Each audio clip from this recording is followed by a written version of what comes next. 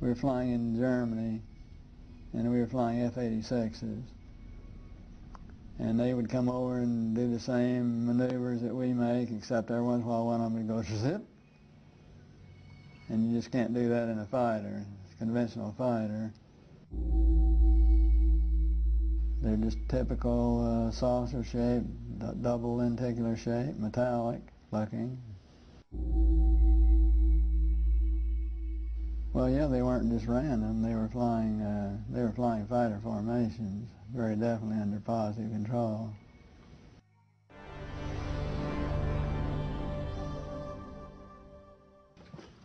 I'm here to announce that the second annual Exopolitics Expo, X-Conference 2005, was concluded on Sunday, April 24th. This event was produced by Paradigm Research Group. 26 speakers and panelists presented to 450 attendees over 3 days. It was a unique event which focuses on the political, governmental, and social implications of extraterrestrial-related phenomena.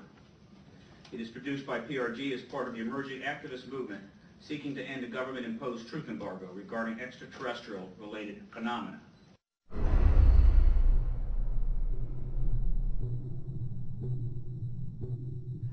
Do you believe, and describe, do you believe that your show was shut down for national security reasons? And tell us a little bit about what happened with the show out there.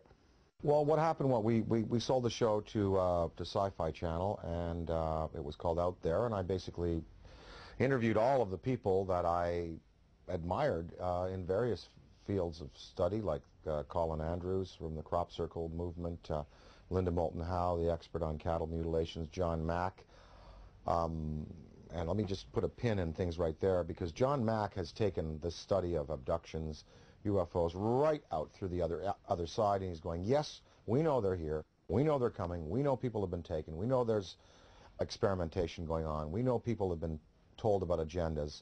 What we now have to do is use that as a key and as a motivation to socially transform this planet to a more peaceful, more loving, more tolerant state.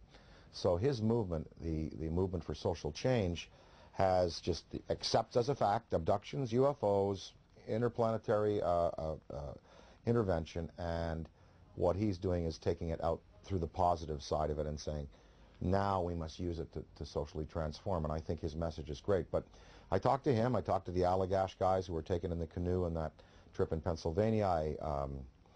The last show we did, I had both Bassett, who has the UFO time clock, and then Greer. Both Bassett and Greer were there. They were my two guests for the day. Well, the show was canceled that afternoon. And I was outside, before I knew it was canceled, in between the interviews. And I was outside, and Britney Spears called me because she wanted me to appear on Saturday Night Live with her. And so I was outside having a cigarette, the phone rang. Oh, Brittany, how you doing? Oh, sure, of course I will. I turned away like this. I turned back, and there was a black Ford across the road, a black Ford sedan. And I was trying to look at the plate, and the plate seemed kind of like fuzzy, and I was, definitely a police car. And two guys were there, and a big, big, tall guy got out of the back seat. And he stood in the street on 42nd Street it was. We were at 42nd Street and 8th Avenue. And he looked right at me. And literally, I was on the phone. Hey, oh, sure, of course I'd love the show. Saw the Ford, went back like this, turned back like a half second later, and it was gone. And that car did not go past me. It did not make a U-turn, because I would have seen 42nd Street. I would have seen that thing take a U-turn and go away. That car vanished. That car was a cloaked vehicle of some type.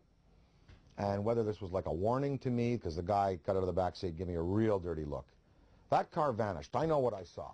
And it was just this fast. It was, oh, hi, Brittany, sure. Oh, of course, I'd love to do.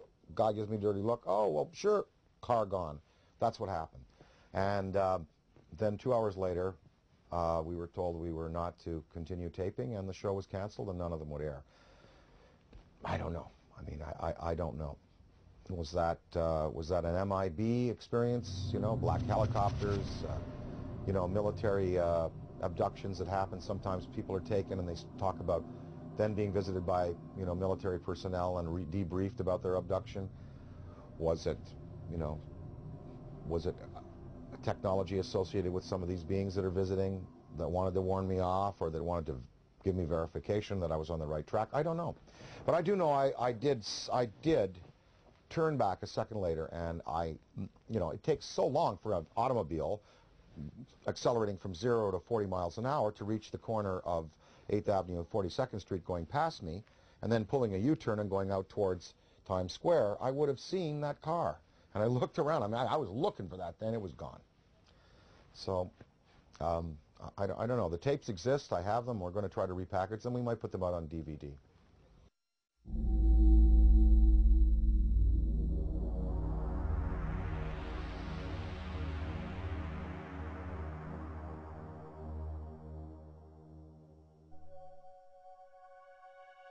I was having some cameramen film the installation of a precision landing facility we were putting in right on the edge of the dry lake. And this saucer flew right over them and put down 3 little gear and landed out on the dry lake bed. And they went out to, picked up their cameras and moved on out toward him filming. And he lifted off, put the gear back in the well, and climbed out at a very high rate of speed and disappeared.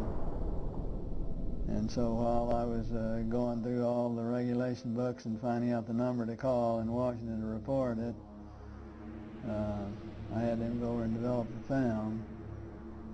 By the time they got back with the developed film, I was on the higher and higher and higher level officer talking to me. Finally with the colonel telling me to when the film arrived at my desk, to put it in the carrier pouch. There would be a courier there at my office by that time already, and they'd arranged for him to fly in our base airplane back to Washington with these films, and do not run prints, etc., etc., etc. We didn't have a chance to run it. I had a chance to hold it up to the window and look at it. It was certainly good film. Well, by this time I was involved in the research and development and doing very classified programs myself, at the test center. So I knew that we didn't have any vehicles of that kind, and I was 99 9/10% sure that the Russians didn't have any of that type either.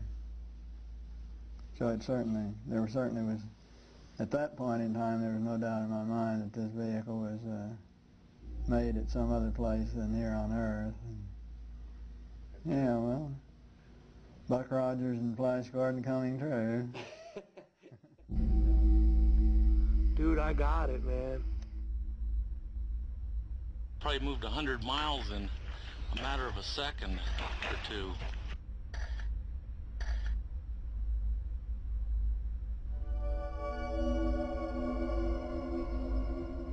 In July 2002, right here in the Washington, D.C. area, there was yet again a airspace jet chase by 2 F-16 jet interceptors, which were chasing a bluish object right outside D.C. In fact, we have one of the key eyewitnesses here in this room today.